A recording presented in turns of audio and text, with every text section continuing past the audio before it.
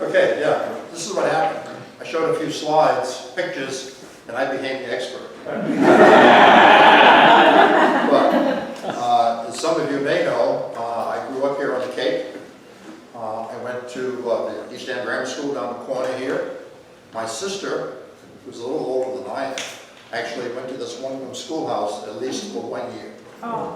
Because there were stories about the roof leaking so badly, they all had newspapers over their head when it rained. So anyhow, I got the new school. My presentation tonight is on the Longstreet, and I'm just looking at my notes here. Oh, yeah, I went to Orleans High School long before there was a regional school. And just to let you know, I left the Cape in 1954, so a lot of my knowledge is prior to 1954. I went to Eastham, and I worked for Polaroid Corporation as a quality test engineer for about 30 years. So I returned here for vacations, of course. My folks were living here. And in 1978, I actually built a house next to my dad's house. And my wife and the kids and myself spent most of the summers down here for a few years. So I bought a fishing boat in 1988, started fishing a lot, had all these fish, you might as well sell them. So I became a commercial fisherman along the way. Not by design, but because I grew up as a commercial fisherman. My dad was a commercial fisherman. So that's built in. You've got to keep the fish you catch, and then you have to sell. So anyhow, next slide. These are some acknowledgments. Some of you may know Noel. He wrote a pamphlet and a book. I've used those extensively for information. Also, because I found out, which I didn't know until I started researching this project, that Polaroid was the reason behind the ship coming into the bay. I'll tell you about that when we get there. So, this Noel, he was charging marketing. Peter Schwind, he wrote a book, and there's a chapter about the dub program, which is why the ship was brought in.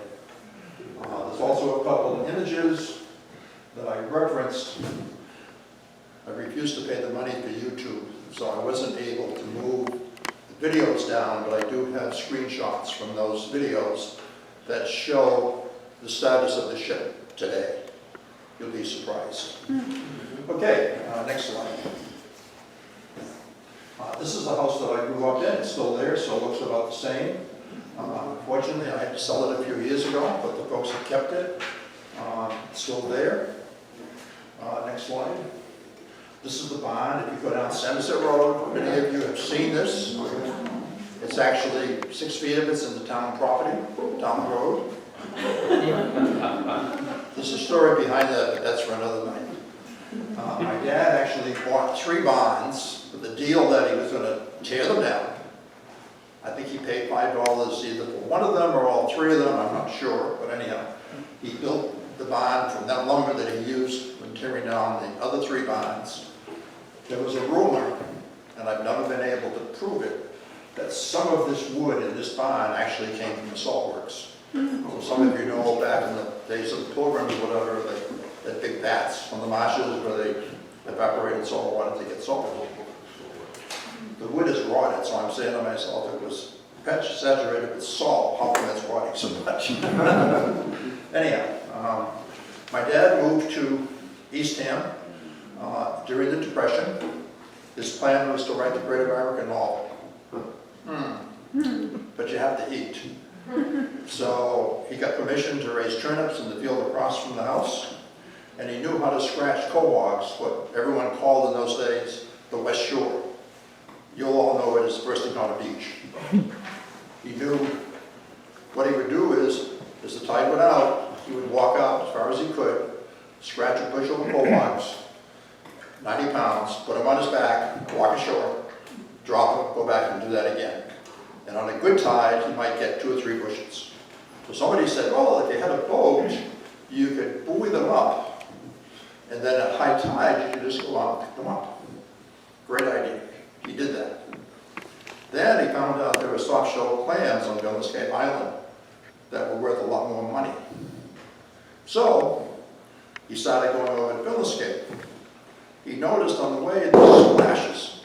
He asked around, he said, what are these splashes? Oh, they're striped bass, feeding, worth 50 cents a pound. So he stopped and started fishing for the striped bass. And the rest is really history. Okay, so this started along shell fishing, which he did in the winter primarily, and fishing. He ran the charter boat, the White Cap, out of Rock Harbor for 25 years. I'm going to turn this up a little bit.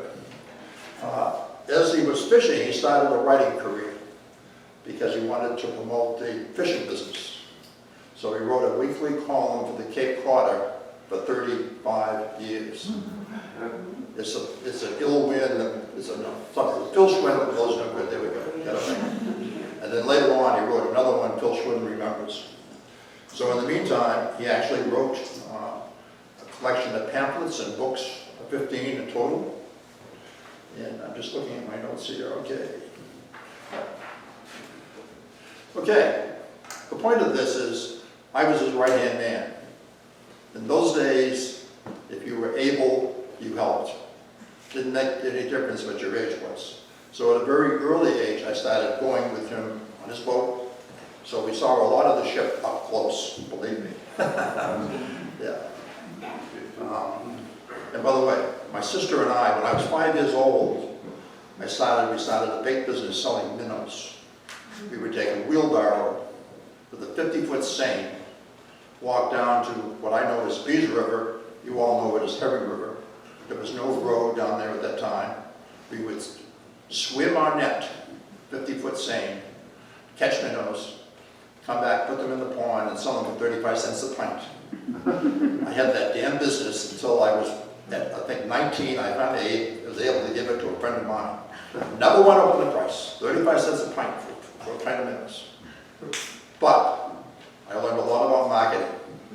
People always wanted something to put the minnows in. Well, I had a wholesale contact, so I started buying minnow buckets. I bought some cheap ones that rusted. People yelled at me, threw them at me, and so forth. Then I had some good ones, and even in those days, they were like $8 for minnow pig. But they were galvanized. They lasted. I still have some of them.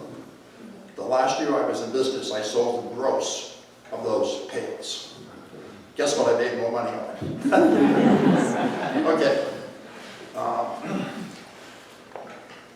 Oh, and by the way, I just want to let you know this. I'm a little bit like Elizabeth Warren. Everything I know about the target ship, my father told me. And he was known to embellish his stories, although I will promise that everything I'm telling you tonight is the truth. Okay, just looking at it. Okay, next picture. Okay, this is a life raft.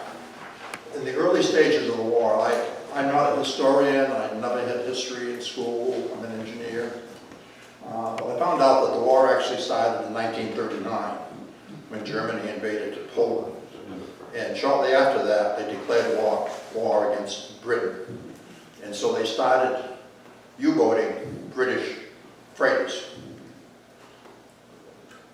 This, I believe, was a British lifeboat that came ashore on Nauset Beach.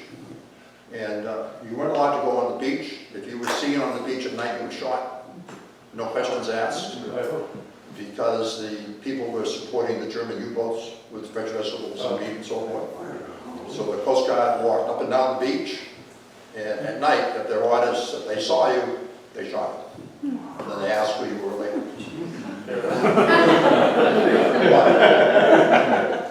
My mother somehow was able to get down here. They were confiscating all the films, but somehow she managed to take a picture and hide her camera in her pocket, I've been told.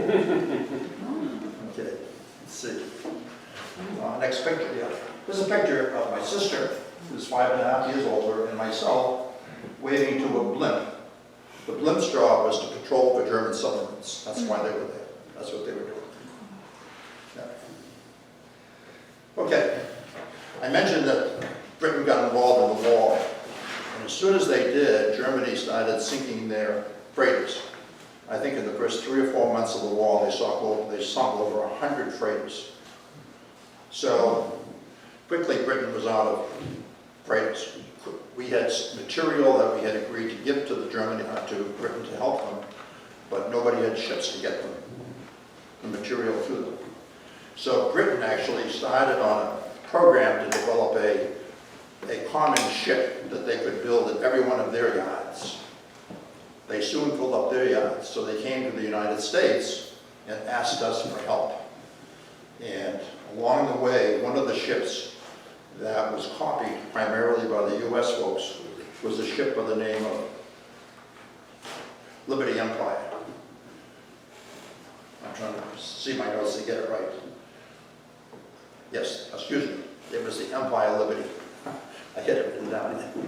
And that's how the name Liberty initially came about. So the thing called the Maritime Commission was tasked with building these cargo ships. And that was how the Liberty ships became designed and built.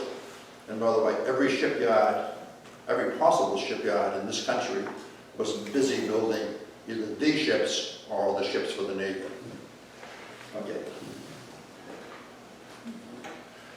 Okay, this is a typical Liberty ship.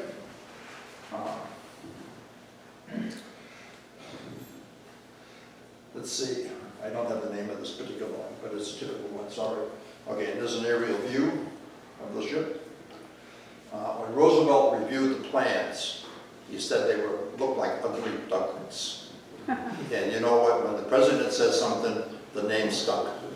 So along the way, and actually, I believe the first day that a Liberty was launched, which was the Patrick Henry, I think there were 8 or 9 Liberties launched on the same day. But the Patrick Henry was the first one. And President Roosevelt spoke and mentioned the old famous thing about, you know, give me liberty or give me death, said that the Liberty ships, in fact, were the Liberty for Europe. These ships were going to provide the Liberty for Europe, and that's how the name Liberty ship came around. Okay, I did a lot of research for this talk tonight, and it's amazing. I've got the number, which varies by all over the lot, but I believe the correct number, that there were 2,711 Liberty ships actually constructed over about a 3-year period. I got a report 2751, take your pick. One of them actually burned at the dock and was never finished. These ships, by the way, there was 1.5 million people employed in the shipbuilding process. And by the way, a lot of them were women and a lot of them were minorities, because a lot of the able-bodied men were off fighting the war. So, okay, there were 200 of these ships that were sunk by the enemy or destroyed by storms. Okay, so the SS James Longstreet was built by the Todd Houston Shipbuilding Corporation in Galveston, Texas. Next slide, please. So this is all the details. For a lousy $1.8 million, these ships were built. This was launched October the 31st in 1943. These ships were roughly 422 feet long with a beam of 57 and a draft of close to 28 feet. I've seen some reports of a capacity of as high as 11,000 tons, but the quoted number that seemed to be correct was the 7,000. She had 5 holds, excuse me, that was the gross weight, 9,000 tons of cargo, sorry. Plus you could pile on airplanes and tanks and locomotives on the deck. Much to my surprise, because I always thought it was the diesel-powered boat, all these years going next to it, it turns out that it was steam-powered. And the steam was provided, for the U.S. ships, the steam was provided by oil, 2 oil burners. The British ships, because they had a lot of coal, were powered by coal. Also used a steam engine. Let's see what else. Yeah, they had a component, United States merchant marine people between 38 and 62. And they also had an armed guard of between 20 and 40 from the Navy, whose job was to protect against airplanes bombing and all that kind of stuff. She had some armament, not a lot. And I think we're ready for the next slide.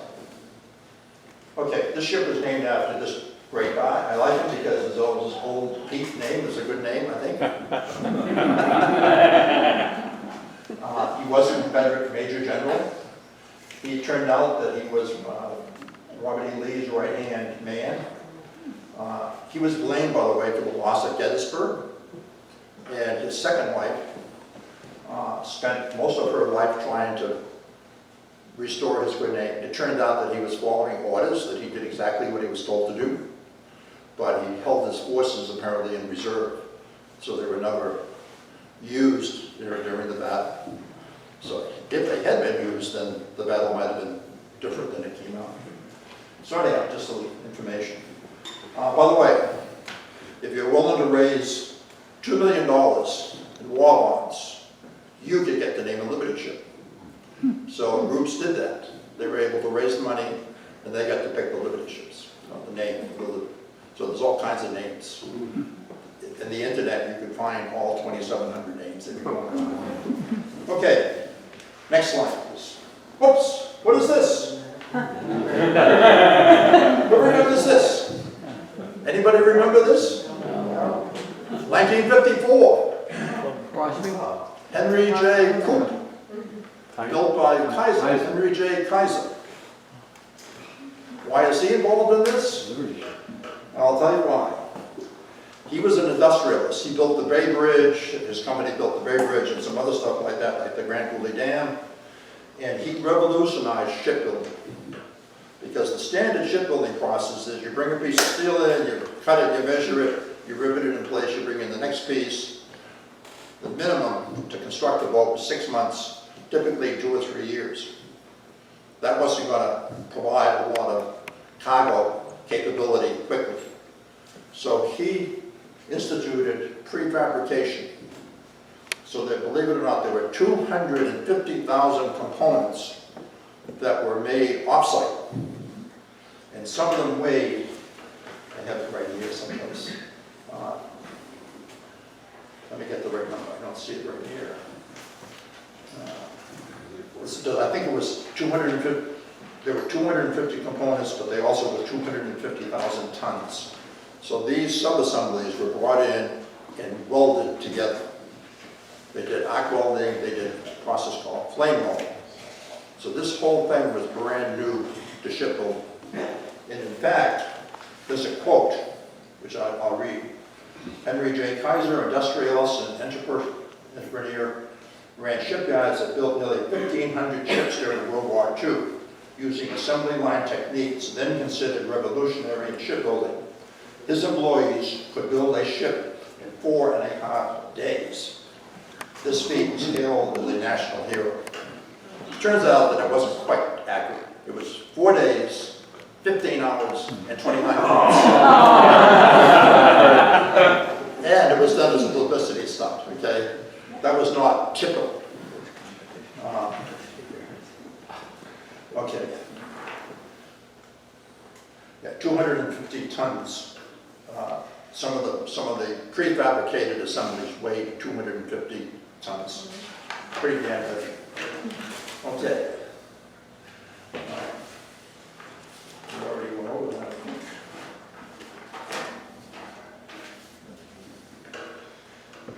Okay, the Longstreet, and by the way, that was from keel laying to launching. You weren't done, of course, because it had to be outfitted. And in that process for the Longstreet, she was in construction for 69 days, and then 20 days for outfitting, and that included 2 days of sea trials. So she almost completed 3 voyages. She traveled to Calcutta, Liverpool, Southampton. She went to Southampton twice, and a lot of other ports along the way. Excuse me? From Texas? Sorry, sir. All those journeys started in Texas? I'm not getting it. From Galveston is where they all started? Yes, yeah. Her registry was Galveston. Okay. There was a collision, by the way. This is kind of interesting. This was in 1943, September 7th. She collided with a British vessel at West Point. There was a disagreement as to whose fault it was. The British sued. They wanted $250,000. 11 years later, it was settled in court for $6,000, $422.83 going to the British. But it was very interesting because the Longstreet was damaged on her starboard forward side. And if you looked at a lot of pictures of the Longstreet as she deteriorated through the years, you'll see that that's where her first hole developed. So your question is, did her, because she had to go to court and be patched up, was that repair the thing that led to that deterioration in that section of the hull? I don't know. It's a theory. Okay, so how are we doing on time? 7:20. Okay, we got plenty of time. Okay, what happened in October of 1943, she was coming back, she came back from Southampton on her third voyage. And here again, it was all dry cargo, but it was ore, it was, if you want to find out, Noble and his references tell you exactly what was in the ship, stuff I never even heard of. That's what the materials were needed by the British. And by the way, the British are the ones that determine what the cargo is going to be in these ships, at least in the early years. So whatever they wanted is what we put in those ships and sent to them. Okay. Okay, back in October of 43, she was waiting outside New York Harbor for a pilot, and we had a northeast gale. And that gale, I think there were 4 ships that got blown up on Sandy Neck, New Jersey. They all got off except the Longstreet. And what happened was, maybe the next slide. Here she is on the beach. What happened is she got blown up on a really high tide, high force storm tide. These were 400 long ships. She was supported in the middle. She wasn't supported on the ends. The tide went out, she cracked. She made an 8-inch crack amidships. And as that happened, it broke the steam lines. So they lost heat, they lost power. The ship was basically scrapped at that point in time.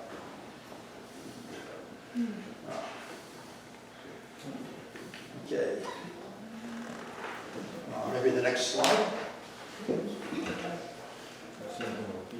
can see the crew and the armed people leaving the ship. Basically, they climbed down the ship using a Jacob's ladder, and then they walked ashore. That's when the tide went out. And surprisingly, they came there and they repaired it. And they refloated it in the end of November and towed it into New York Harbor. She was declared a total loss because of the crack, the severity of the crack and so forth. So the maritime people were going to scrap it. And at that time, the Navy raised their hand and said, hey, we want an old ship we can bomb. So, before she came to Cape Cod, she was delivered to the Navy in June of 1944. So before she came to Cape Cod, she was used in 2 other programs. And both of these were down the coast. And if you want to know the details, it's all available if you're interested. But she was used in a radar-guided missile programs. So the first was Pelican. It was a 1,000-pound air-to-surface radar-guided. Did a lot of damage. She had to be brought in several times, repaired. She broke loose one storm. They couldn't find her for a few weeks. She was floating free in the Atlantic. They found her, they brought her back, and they kept fixing her, keeping her afloat. So the Navy decided they didn't like that program, so they went to a 1,600-pound, and this program is called the BAT. And somebody said, what does that stand for? I have no idea, but we got a picture of it thanks to my son-in-law there. It looks like a bat. So maybe that's why they called it the BAT, I don't know. But it was also a radar-guided missile. Unfortunately, one cloudy day, foggy day, I don't know, night, whatever it was, pilot came along, he looked down, he saw a target on his radar, he fired his missile. It happened to be a cargo ship, the Escort something or other. Luckily, the missile failed. hit the water, bounced over the ship, and did some damage to the rail as it went and so forth, but didn't explode.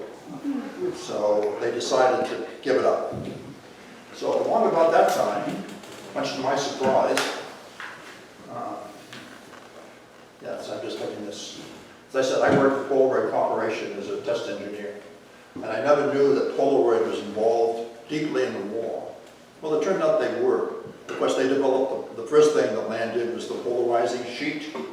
So that was used for goggles, for men, for combat dogs, and horses.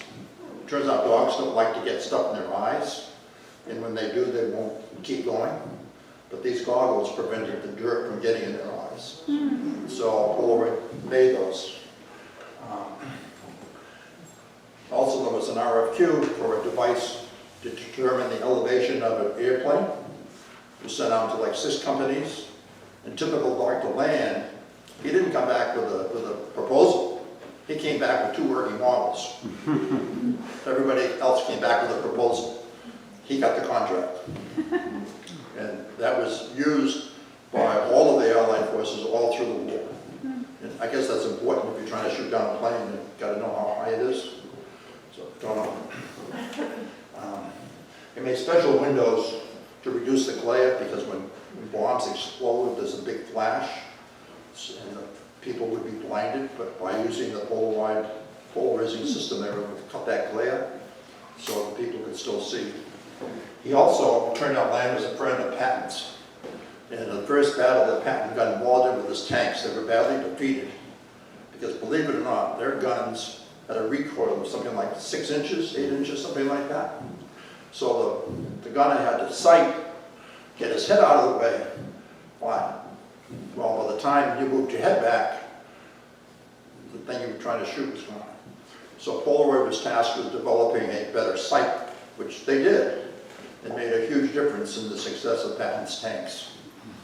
Never knew that Patton had a family home in East Boston someplace. Okay. They also developed 3D photography, vectorscope, I think they call it, vectograph. What it was is they would run 2 cameras, high altitude plane, 2 cameras taking images of the same thing about 100 yards apart. And by combining those images, they could get a 3D image.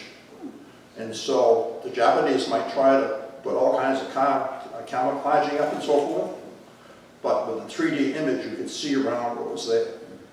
And that system was used in every invasion that the Allies did in World War II.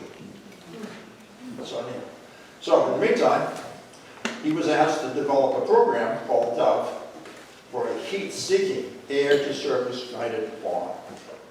Because believe it or not, dive bombing a ship that's got really good gunners is very bad for pilots. Dropping a bomb at very high altitude, the ships had enough time to maneuver away from the bombs. So we knew this because we saw the ship and we knew what was there. By this time, Longstreet was in very bad shape. So I'm not sure exactly when. I get different stories from reading. But they put 10,000 55-gallon drums in the boat to keep it afloat. They also, for the DOVE program, they installed, one report said 75, another one said 100, the heaters that are used in an orchard, the cement pots that provide heat for the trees so they don't freeze and all that stuff. They put 75 of those, 75 to 100, on the deck of the ship. Because what the Navy wanted was a heat-seeking bomb that would seek the heat of the deck. And so they wanted to simulate the heat of the deck. And that's why the Longstreet was brought into Cape Cod Bay. And I remember there were people, a couple of guys stationed in that boat, and needless to say, nobody went aboard with the armed guys sitting there with a rifle looking at you, okay? And the Coast Guard would go, or the different people went to pick up these guys that were there, take them off, they would light the heaters, and then the high altitude bombers would come over. And it turned out to be very successful, by the way. Okay. That Polaroid would use ground targets, monomoy, Billisgate, Wellfleet, but they needed a real ship.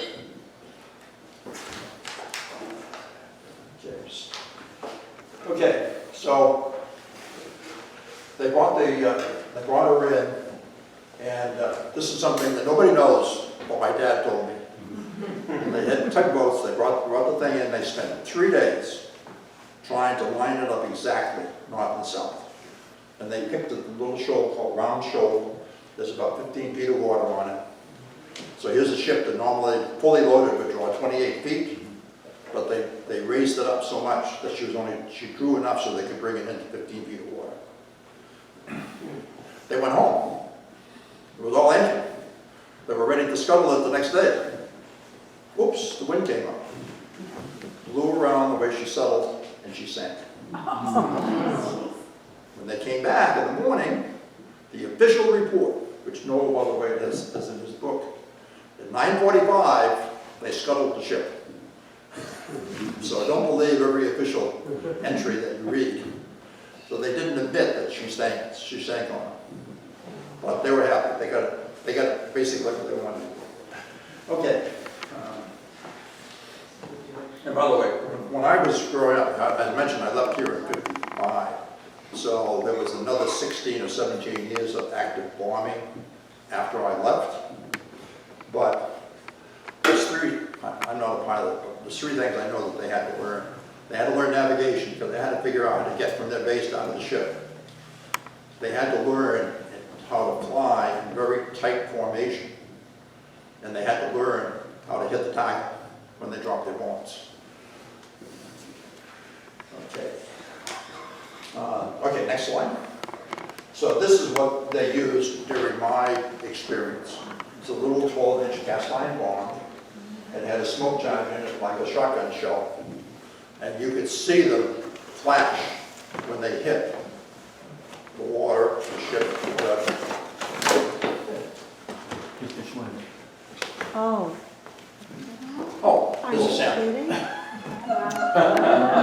Oh. Thank you.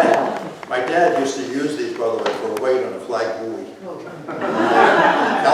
Calcutta paint or a cane pole in a cork, and these made a perfect weight for the flag buoy. Everybody, this is a real one. I assume it's, yes, it's empty. Thank you.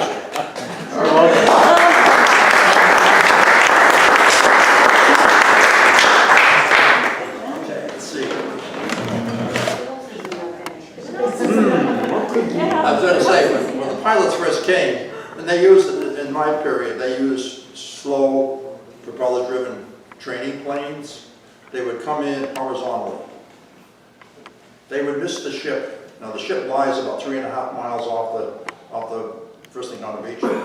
They would miss the ship at least by a mile. Nowhere near it. But after 3 weeks of practice, those guys would come out of the sky, dive bomb on it, and hit it every single time. So they learned very quickly how to hit the ship. Very impressive. Okay.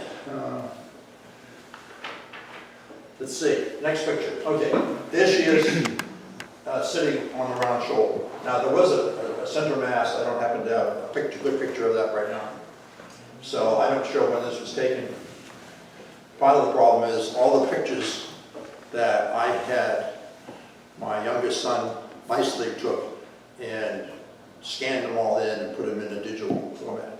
The only trouble is I don't know the dates. So I don't know the dates of those pictures. So this was taken probably 10 years after she arrived in the Navy. Okay, next picture. All right, here you can see she still has 3 masts. This picture was taken from the Rock Harbor side, the Eastham side of Rock Harbor. And you notice how high she looks sitting under the water. Well, it's low tide. We got a 10-foot average rise and fall in the tide. She's sitting on a sandbar. She's got all kinds of ballast in it. And what happened during the years, the sand built up around it, made a big shoal around it. So at one time, there wasn't more than 5 feet of water around that ship. Because the sand, you know, the tides and stuff didn't do that. Okay. Well, I do have a bunch of slides here, and I have some stories.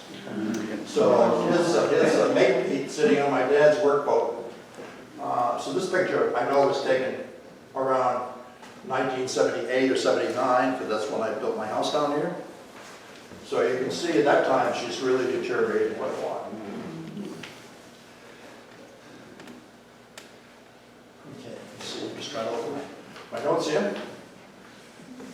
Okay, there are all kinds of reports, and there were cases where these bombs were dropped all over Eastham. These little cast iron bombs. We had them land in the field across the street from my house.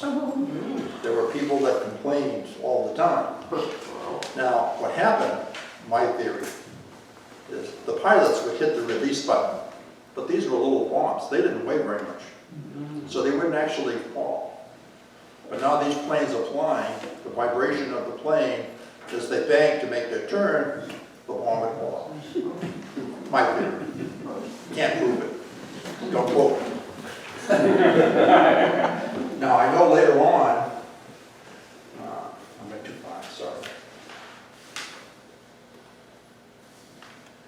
Actually, I flipped over the thing, sorry. I lost my place for a minute.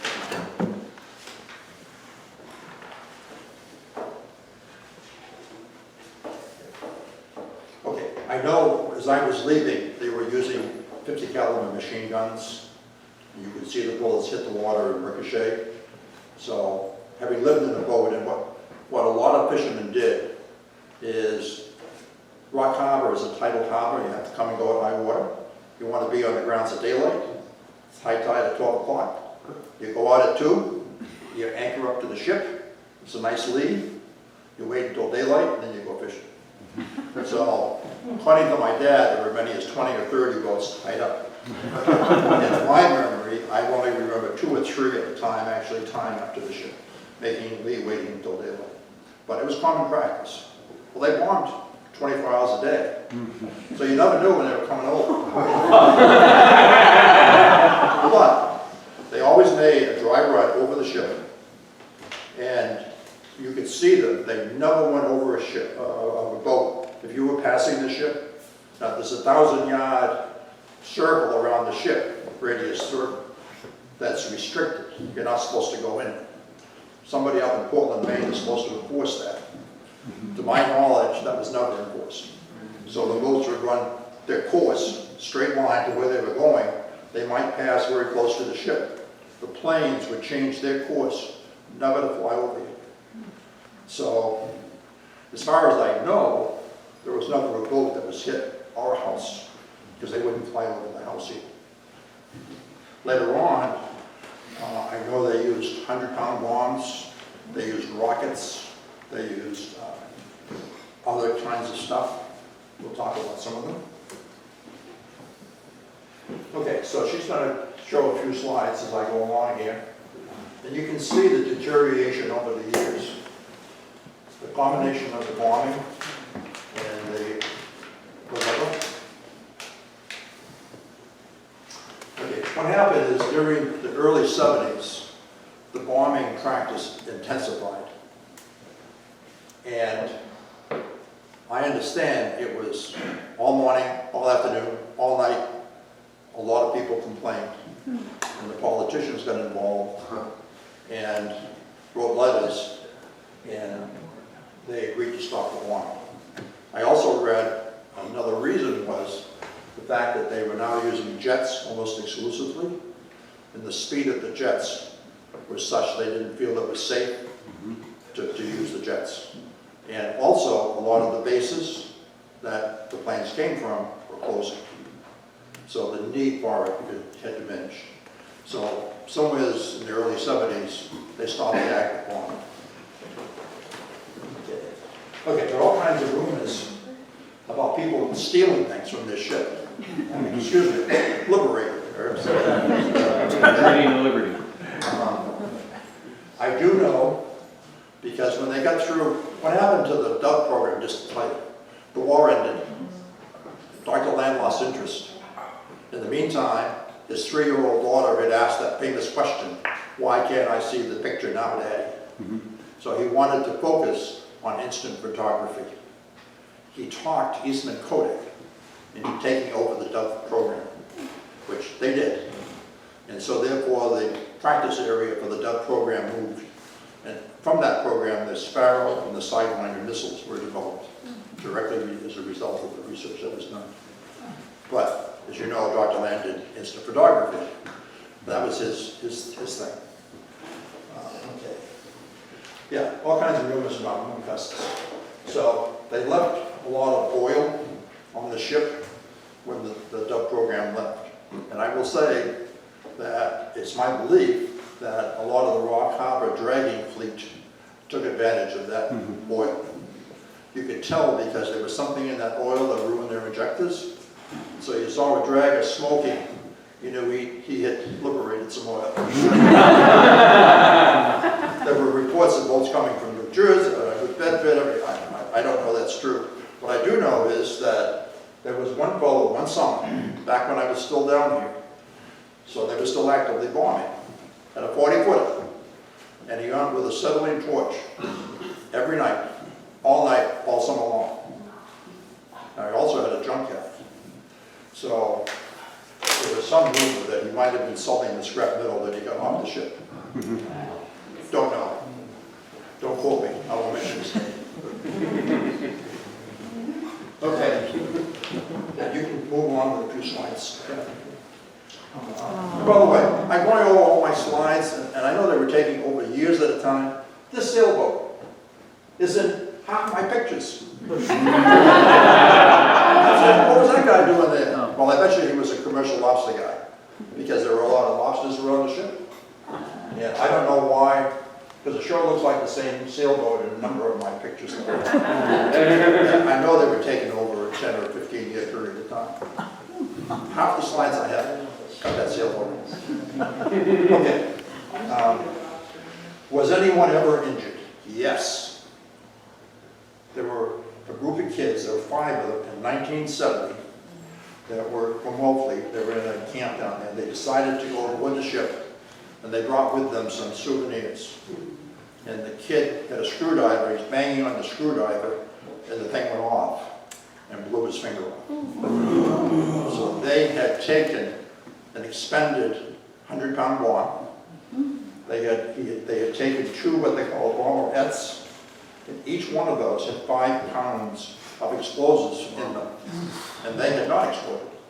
And then I believe they said it was a Mark IV spawning bomb. I believe it was similar to this one here that exploded and took his finger off, did not, was still alive.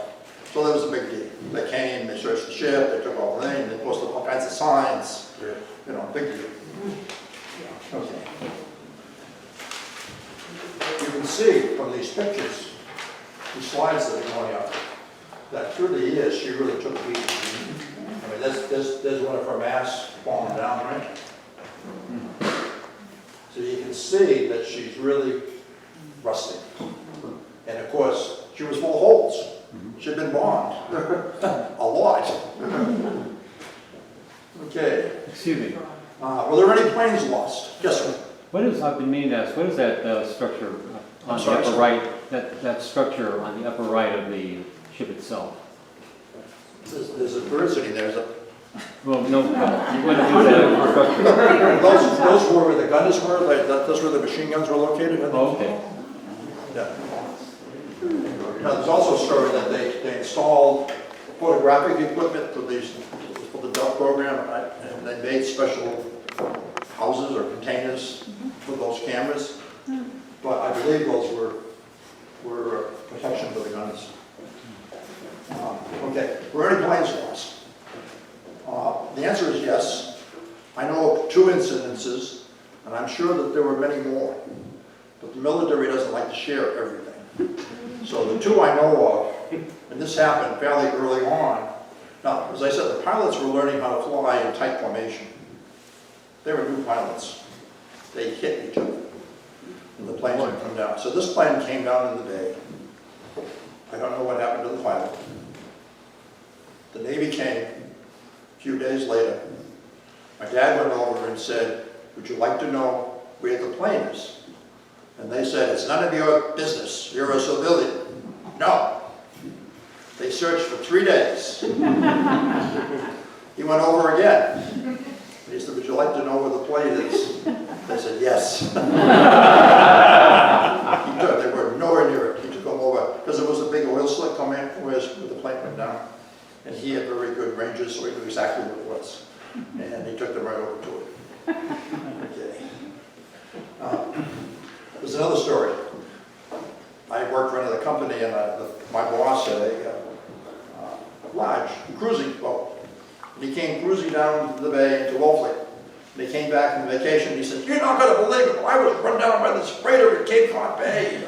So this was like 1960? 65. I said, Max, I hate to tell you that, but that ship didn't move an inch. If it almost ran into you, it was going to be your fault. So I guess this chart's a little bit outdated.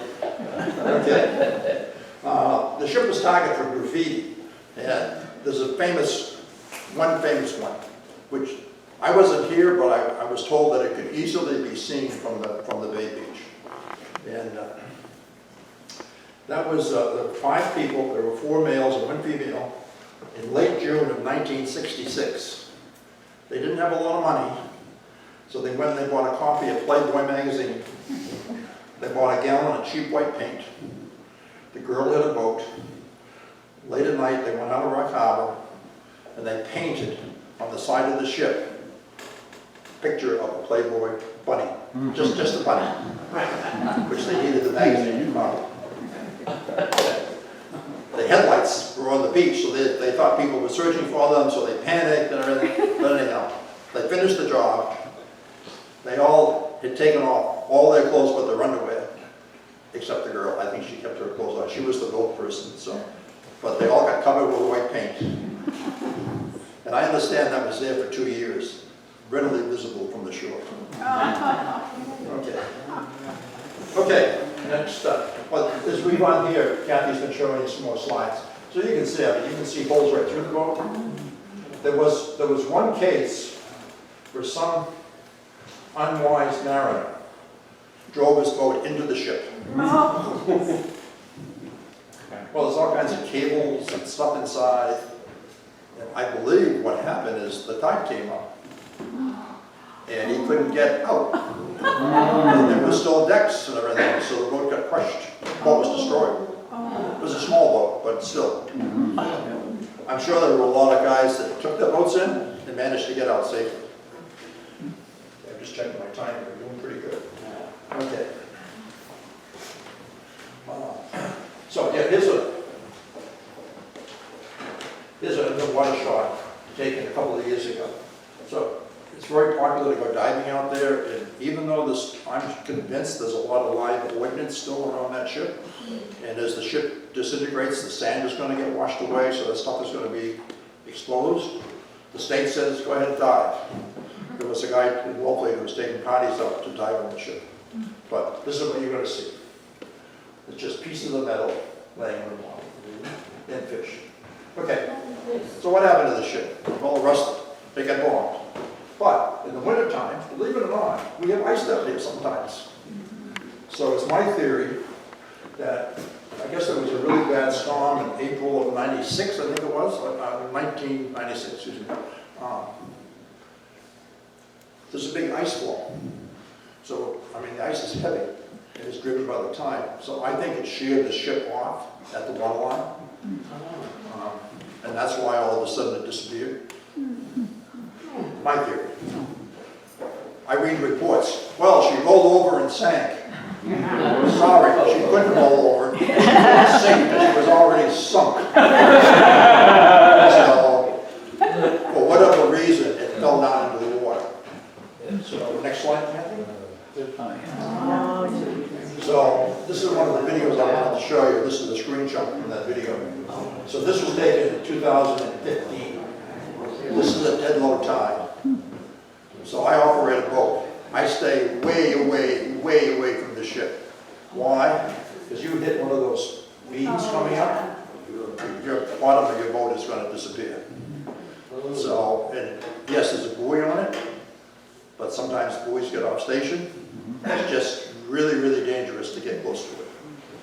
So, the next slide. Okay, so this was taken last year. This was taken by a drone. There's a couple of guys that walked out in First Encounter Beach, flew their drone out. They're referenced in my references if you're interested, and took this picture. So that's where she is right now. Okay, final slide, the end.